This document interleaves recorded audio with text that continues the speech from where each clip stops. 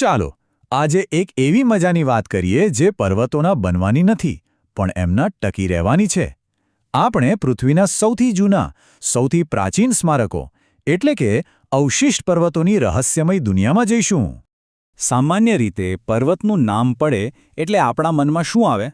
એ જ કે જમીનની નીચે રહેલી મોટી મોટી પ્લેટો એકબીજા સાથે ટકરાય અને જમીનનો ભાગ ઉપર ઊંચકાઈને મોટા પર્વતો બની જાય.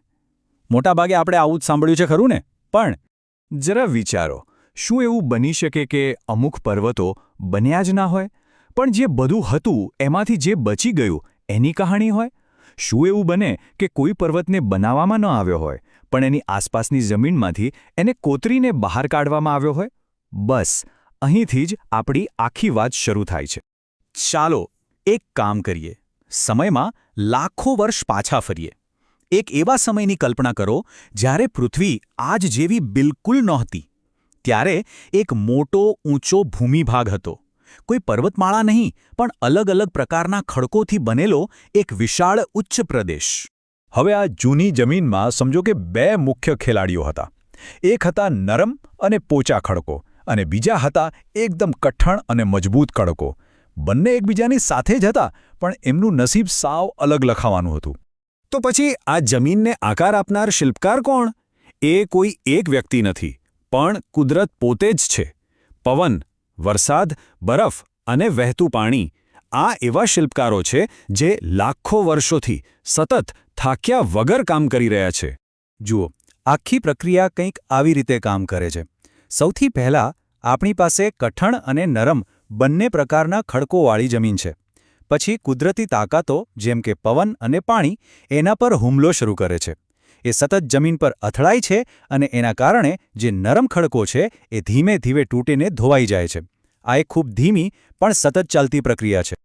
હજારો અને લાખો વર્ષો પસાર થાય છે અને ટનબંધ નરમ ખડકો ધોવાઈ જાય છે.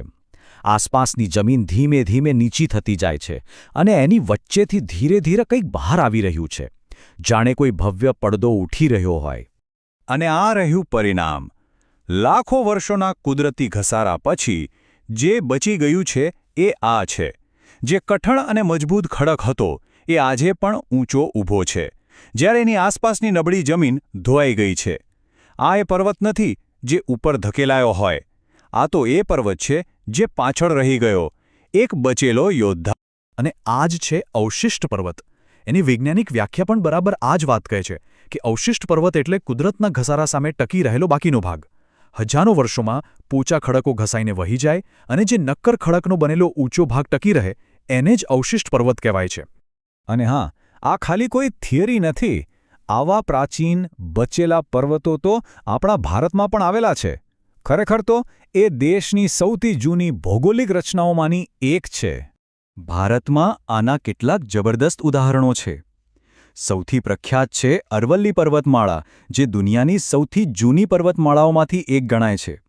એ સિવાય દક્ષિણમાં નીલગિરીની ટેકરીઓ, પૂર્વમાં પારસનાથ અને રાજમહેલની ટેકરીઓ અને પૂર્વ ઘાટના કેટલાક ભાગો પણ અવશિષ્ટ પર્વતોના શાનદાર ઉદાહરણો છે.